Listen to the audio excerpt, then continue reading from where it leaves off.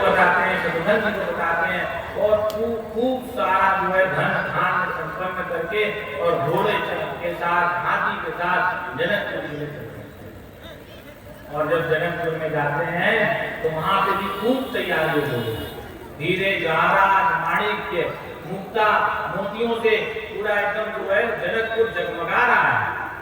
तब जनकपुर के वासी कहते हैं कि ये जो बड़ा लड़का दिख रहा है ये राम के जैसा ये भरत है, और ये छोटा लड़का जो दिख रहा है ये शत्रुघ्न है। इसमें एक जो है कैकेयी का पुत्र है और दूसरा जो है सुमित्रा का पुत्र है।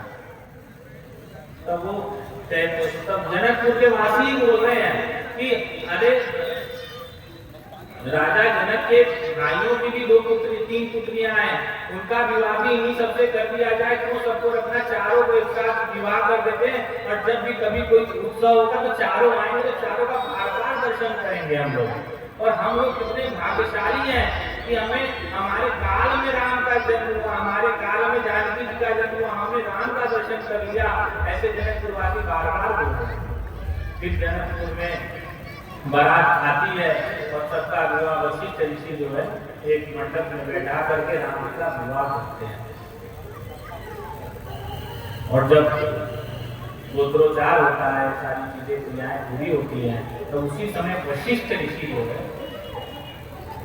राजा जनक से कहते हैं कि तुम्हारी बाकी पुत्रियों का विवाह भी तुरंत कर दो। उसके पहले कोई सूचना नहीं थी कि विवाह करना है नहीं करना है क्या करना है, कोई सूचना नहीं थी।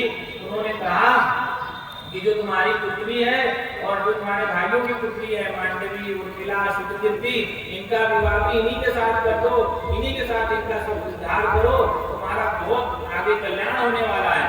वो अपने गुरु की बात सुनते हैं और तुरंत कर देते हैं।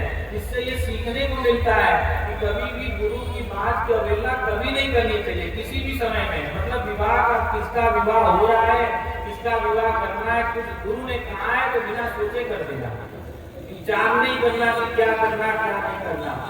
और उस वक्त कन्यादान अपने भाइयों के जगह वो खुद ही बैठे करें। मतलब सीता जी का विवाह राम जी के साथ, लक्ष्मण का विवाह उर्मिला जी के साथ, मांडवी का विवाह भरत जी के साथ और शुद्धकीर्ति का विवाह शत्रुघ्न जी के साथ। इस प्रकार से चारों जनों का विवाह होता है, चारों का सरैया बसती है।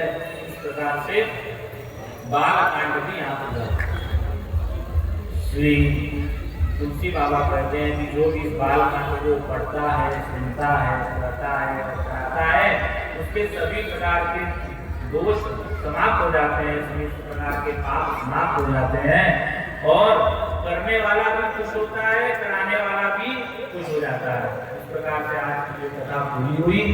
श्री राम जय।